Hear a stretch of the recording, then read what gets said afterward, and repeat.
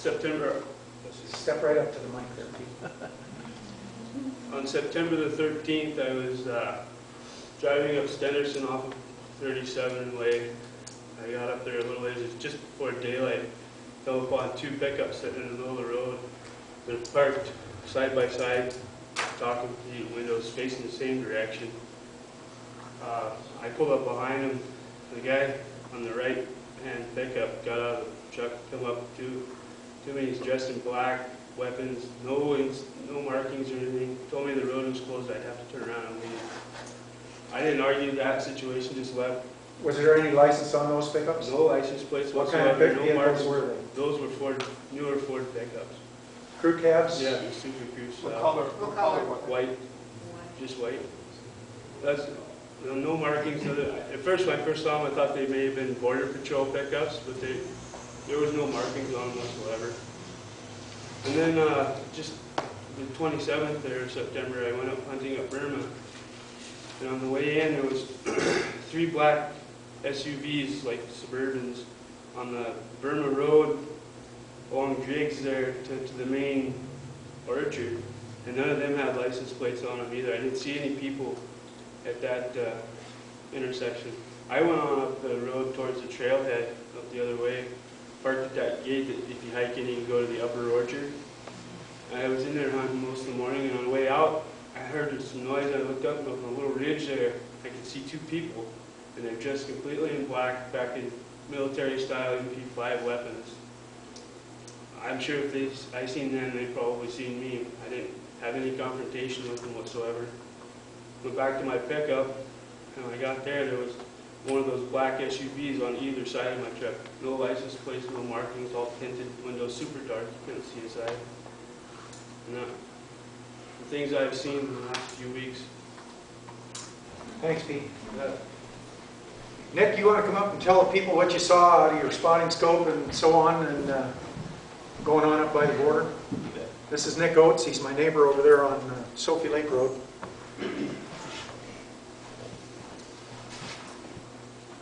I had taken a trip to Washington approximately 3 weeks ago to help a sick friend. Anyway, I was there for 3 weeks, and when I came back, my wife had told me that she had seen something over at the old Hearst Mill. And I asked her, of course, what. And she said there were some military vehicles that had set up some equipment there at the old mill. Well, the reason she knew this is her mother lives adjoining property to the old mill. So anyway, I kind of took that with a grain of salt when I was over there. When I came back, I went over there, and of course my horses were there, so I just messed around with them. And I heard a chopper coming in, which I thought was the alert. And I looked up, and it was a Black Hawk coming and landing right in the Hearst property, which I thought was kind of strange, you know. And so I started asking some questions, and I come up with this answer that they were there because of some light planes coming in across the border that weren't identifying themselves. And they were concerned that there was a drug problem coming through.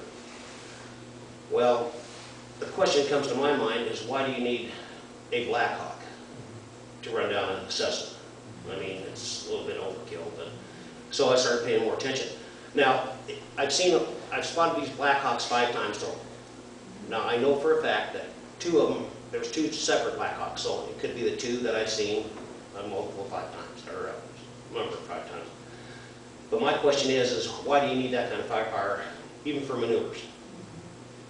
So, and then I called Paul, it was the day before yesterday, Yeah. and I was just kind of looking over the lake and out there daydreaming. And I looked over Kasanka, and now I can't swear to this, but I thought it was an F-22 that flew on the back side of Kasanka, and it was going pretty fast, so it could have been anything, but it wasn't jet, it was military. I couldn't get any kind of insignia off of it, so that's what it was. Now, I'm not saying that that's anything rare, but the fact that it was going from south to north, and it was right in that same general vicinity. You know, I was just curious about why they have that kind of a...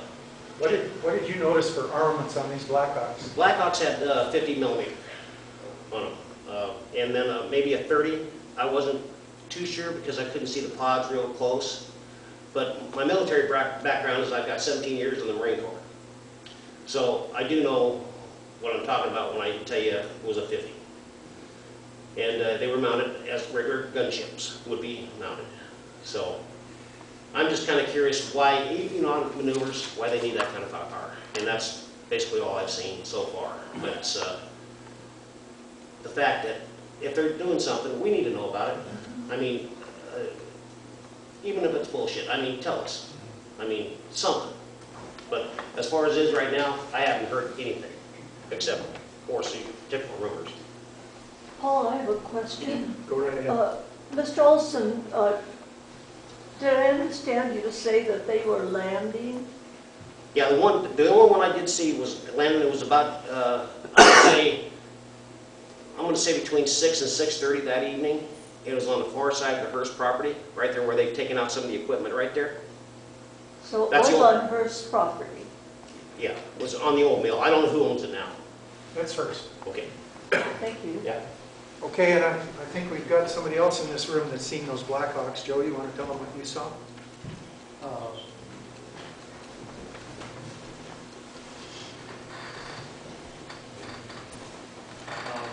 Out there by the Kootenai, every now and then we do hear helicopters. We hear more than we see them, but every now and then we do see military helicopters flying around out there.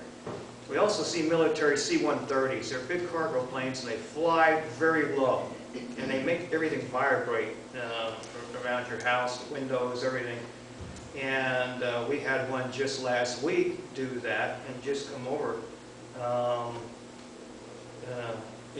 Like about maybe 200 feet in the air. Treetop level Yeah. for a C-130. And he's doing these rocks back and forth, and then he came over the lake and he followed the lake going south, going towards The reservoir. Yeah, Yeah, okay. yeah. Alvin, could you tell the people what has transpired between you and the FBI and the inquiries you made about this military activity? This is our State Senator, Alvin Ann Curtis, if you don't know her.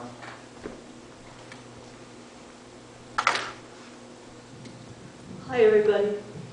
I think it's been about 3 weeks ago that I had the first report of some Humvees with some kind of radar installations on the top up north of Eureka.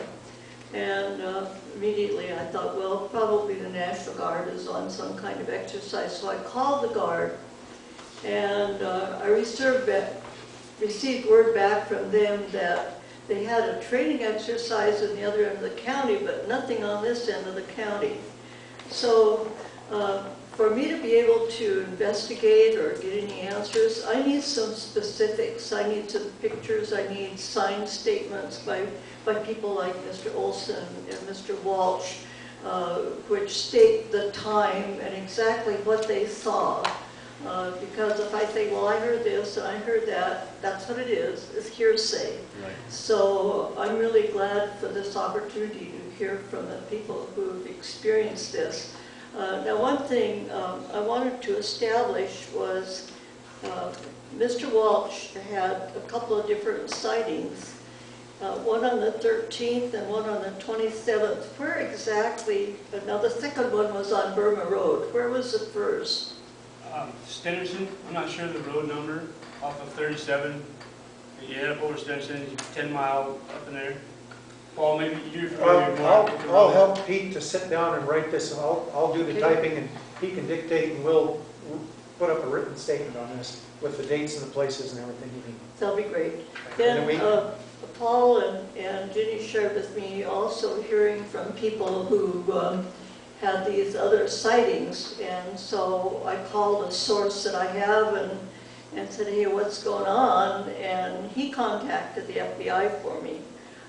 Then I did get a call back from the Helena FBI office, and they said that they presumed that whatever we saw up on this side of the mountains along the border was probably connected with that exercise they had, what was it, a week or so ago, Right.